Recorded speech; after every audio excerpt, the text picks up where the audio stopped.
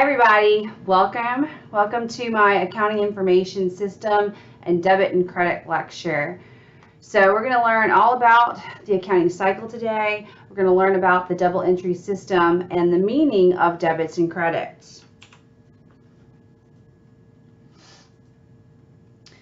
So if you kind of go back way back when, accounting's been around for a long time.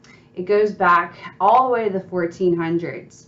However, over time, the role of the accountant has changed quite a bit, and technology has impacted the accounting profession. So since we all have computers now, much of what we do and much of the accounting cycle that we do is inputted into a computer, and it is processed by the computer, and the outputs are what we as the accountants explain to interested parties. So the old bean counters of yesterday are having to become more communicators with your management team. So we don't just crunch the numbers, but we explain the numbers, okay? So it has helped alleviate some of that tedious work that we did before into a communication role, a presenter role, an analysis role that we share today. However, a point to be made, the underlying theory of accounting is still the same. So what goes on behind the scenes in the computer and how we input information is based on the accounting cycle and the way back when of how we learn debits and credits in the double entry system. So we're still going to learn that in an accounting class, because what happens if there's a computer failure? We still have to know how to do that. And plus, some small companies still actually use the accounting cycle by hand. Okay, so the next slide kind of talks about the formal definition of an accounting information system. But like any information system, it is a system of collecting and then processing transaction data and then communicating that information to interested parties. So it is a process. So most businesses again today are going to use a computerized system. They're known as EDP, electronic data processing systems. And some examples would include some of the over-the-counter software packages such as Peachtree Accounting, Quicken, TurboTax, QuickBooks. And then your large companies, your publicly traded companies, if you want to think of it like that, those guys, they usually have somebody come in and develop an in-house system for them, particular to their particular business, so those would be in-house. But no matter what accounting system a company uses, you have to upgrade and improve continually. Why? Because rules change, the tax law changes, there are new rates, there's new accounting laws. So those systems do have to be updated usually once a year. Now the manual accounting system is the underlying basis of a computerized system. But who would still use that besides a computer? Well, some of your small companies, because of the cost versus benefit of computerization. Some small companies may only have 1 or 2 transactions a month, so they may still keep everything by hand, okay? Or they may just buy a QuickBooks or something like that and use that instead. And then you, as students, of course, are going to learn the manual system. So how do we get to those financial statement numbers? So if you've picked up a financial statement before and you've seen one either, in an annual report or in a textbook, those numbers come from somewhere. They don't just pull them out of the air. So that is done through the record keeping process. And we call it, as accountants, we call that bookkeeping. So we'll go through the recording process, all the steps, and I'll stop briefly in a few of them and give you a little example. So the very first thing that has to happen for an accounting cycle to begin is an accounting transaction has to occur. So what is an accounting transaction? Well, here's an example. You buy some beachfront property on Coronado Island in California for $1 million. Is this an accounting transaction? Yes. Why? Because money has changed hands in some form and you have received something for that money. Okay, you're buying property for $1 million. So there will always be evidence when it is an accounting transaction. And evidence for an accounting transaction is known as a source document, and it would be sales slips, checks, bills, register tapes, titles, etc. Okay, the next step then would be to what? analyze the transaction. So you're an accounting student and you're saying, okay, what do I do? How do I analyze the transaction? Well, you're going to ask yourself some questions. How and which two accounts, or it could be more, does it affect? And do we debit or credit those accounts? So we're looking at this transaction, and you may not even know what an account is yet, but we're learning those. So here, well, we know that we paid money, so we know cash has to be affected, and property is known as land in accounting. So it says we're rich, so we're paying cash. We're not creating a debt because we paid it, and we're getting land, so we have land. Those are the two accounts. And then we have to say, do we debit or credit? So we're going to come back to that one because we're learning debits and credits this time. The third step in the accounting cycle is to journalize. So after you analyze and figure out the debit and credit in the two accounts, you record the transaction in a journal. And a journal entry will include the following. And we'll go over one of these in a minute too. The date of the transaction. What date did the accounting transaction happen on? The accounts, what two accounts, and what were the amounts involved. And then a brief a brief description of the transaction. So something very, very short. So if an auditor picked up the journal, they would know what the transaction was about. And then finally, the journal entry has to be in a particular format, distinguishing between what's the debit and what's the credit. And I will show you what that looks like in a sec. Okay, the fourth step after we do our journal entries is to post. And this is where we take all of the entries from the journal. It's very tedious, and we post it into an appropriate T account in the ledger. So what's a ledger? A ledger is a storage house for every account that a business uses, okay? And it includes the account which is the record of that particular account. So for example, cash. And it shows the increases and decreases in cash for a specific particular time frame. So a company has so many accounts. How do they keep this organized? Well, we have a chart of accounts. It's like a book or a little table or a sheet or a little handout that lists all the accounts that we use, and it tells us is it a normal debit or credit account, because that's important too, and maybe it has a number associated with it. If we're using a computer system, sometimes we have to just enter that number in. So that is known as a chart of accounts, a reference guide. So after we move from the journal and post to the ledger, what's next? Well, we prepare what is known as a trial balance. This is not a financial statement. It's simply a checkpoint for accountants to use to list all the accounts and all of their ending balances in their either debit or credit column. Okay, because every account has a normal balance, and we're going to learn that when we learn debits and credits in just a second. But the debit balances of all the accounts have to equal the credit balances of all the accounts. And you add them up, and both sides have to equal. If they don't, then you have to go back all the way to the journal and all the way through the ledger and try to find your mistake. So this is our checkpoint before we can move on to the sixth step, which is prepare the financial statements. And we want this checkpoint here, the trial balance, because when we prepare the financial statements, most of the time those are being prepared for an external user, such as a bank or the public, okay, or the IRS. Somebody's wanting to see those. So, what's a debit and what's a credit? Forget everything you know about debits and credits in banking, because we're talking about accounting and we have our own rules in accounting. So debit, the word debit means left, and it's abbreviated capital DR. Credit means right, and it's abbreviated capital CR. So the T account consists of three parts. The title of the account, and you're going to have a debit side, which is on the left, and a credit side on the right.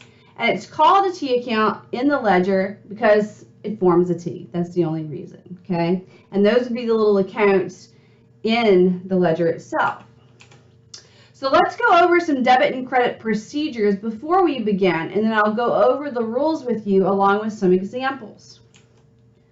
So it's very important before you begin learning this that the terms debit and credit do not mean increase and decrease, okay? So again, forget what you know about these. We have to apply the rules in accounting before we can look at increase and decrease. It has to be the accounting rules of increase and decrease. Memorization and practice is the key. Usually, we say don't memorize things, but you have to know the rules. And then you have to practice the rules to be able to understand them. So you do have to memorize a few things. So each transaction must affect at least 2 or more accounts. And for each transaction, you have to have 1 debit and 1 credit, and they have to equal. So this is known as the double entry accounting system. And this is what we use in accounting, okay, and it provides a logical method for recording transactions. Again, this system was invented back in the 1400s, and we still use it today. Even if we use computers, the computers are running this double entry accounting system in the background.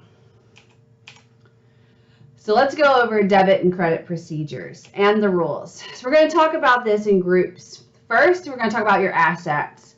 So assets all follow the same rule. So here's the rule for an asset. An asset is something like cash, accounts receivable, land, a building. We'll learn all those accounts as well.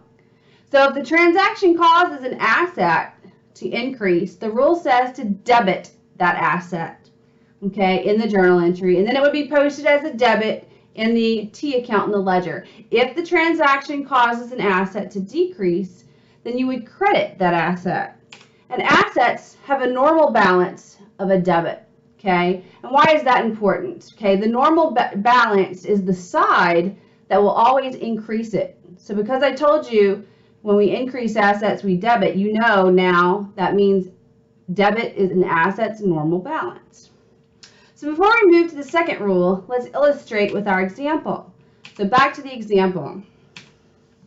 The journal entry that we would record when we bought beachfront property in Coronado Island for $1 million, we would debit first, increasing our asset land because land is going up. So we would date it, okay, and we debit land all the way to the right, all the way to the left, and then we would credit to the right cash for $1 million. Now, why would we credit cash and debit land? Debits are always listed first to the left. That increased. Cash decreased, so cash we would credit. Okay? You see in banking you would think credit would increase. No, cash is an asset, and when you decrease an asset, credits, okay, it's going down. We credit that asset. So that's the rule here. And there's the description. Purchased a beachfront property in California for new business. So this transaction is actually known as a one-sided transaction because one asset, land, is going up and one asset, cash, is going down. So debits equal credits, it's a wash, both on the asset side. The next step would be to post to the T accounts in the ledger. So you'd have a land account and a cash account, and here's your T. So you would enter a debit, okay, in the left-hand side there for $1 million. For the cash, see, we already had a $12 million balance, so we would put a credit in the right-hand side in the cash T account. Then you would bring down the normal debit balances because both of these are assets and have normal debit ending balances.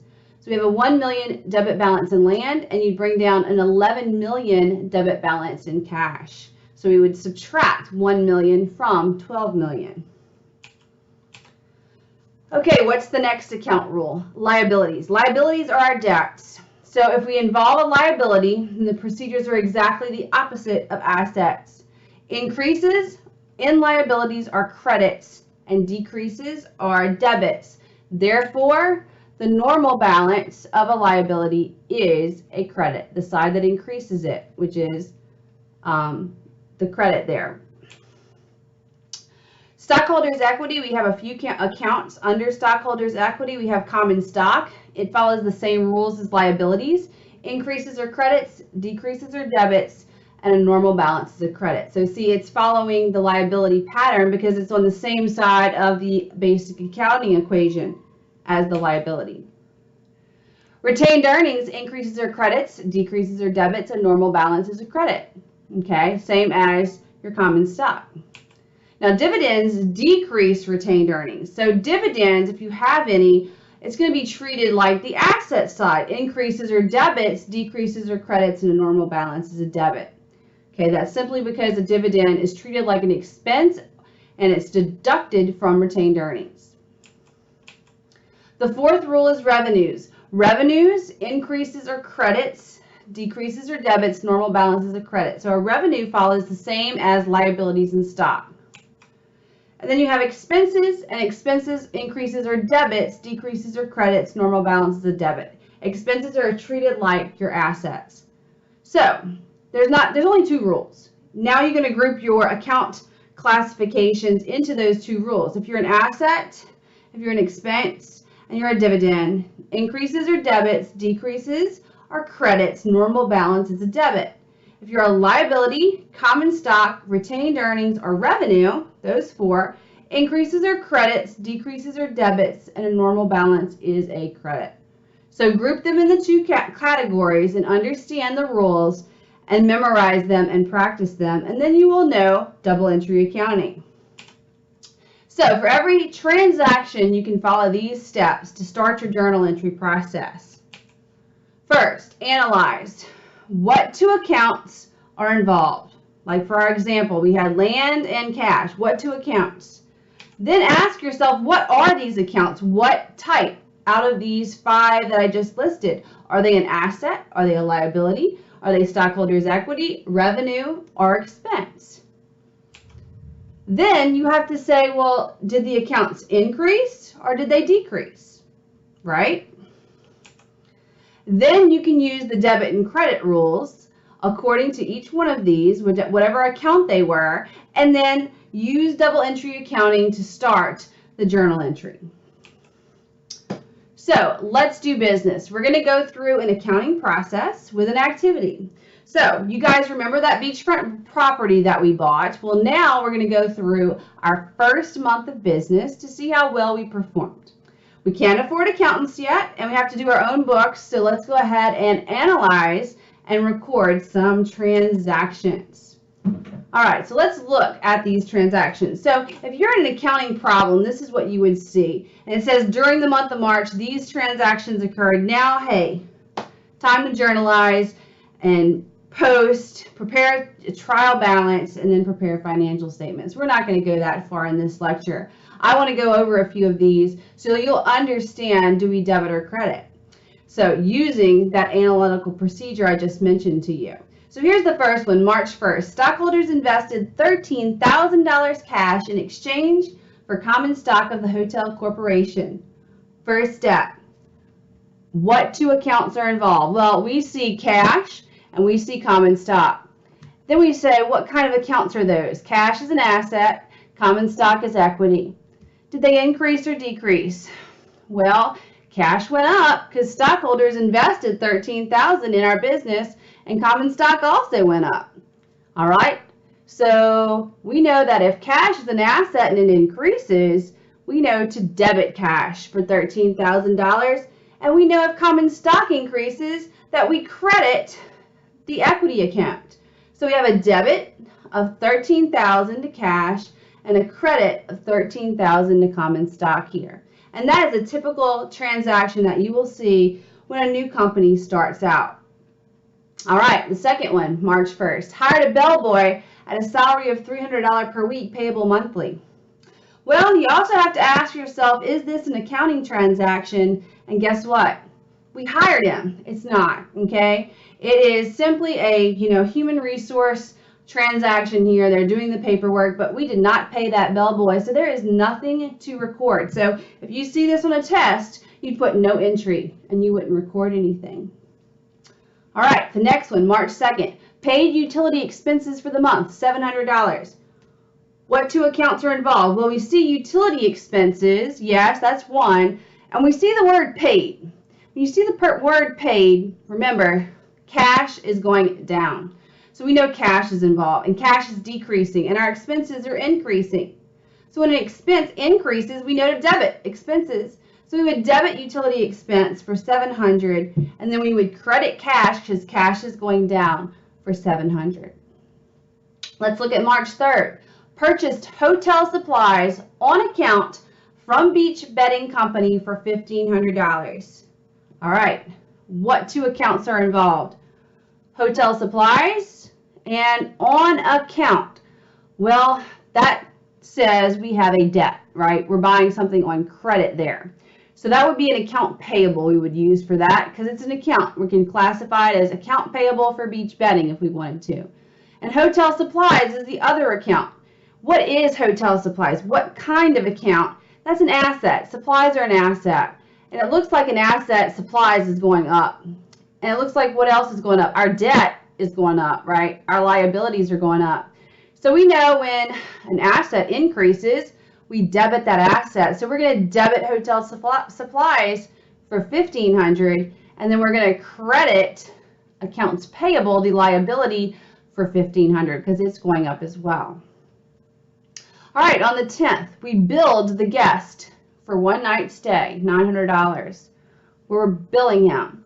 So when you bill somebody, you're not collecting cash here. There's no cash in this transaction. But when you bill, and you're the company billing, it's a receivable, which is an asset. So you are increasing an asset, accounts receivable, which means we're going to debit AR, accounts receivable, for $900. The credit would then be for what? Well, we earned money. When we earn money, we get to record this as revenue under the revenue recognition principle. So we're going to increase the revenue, which is a normal credit.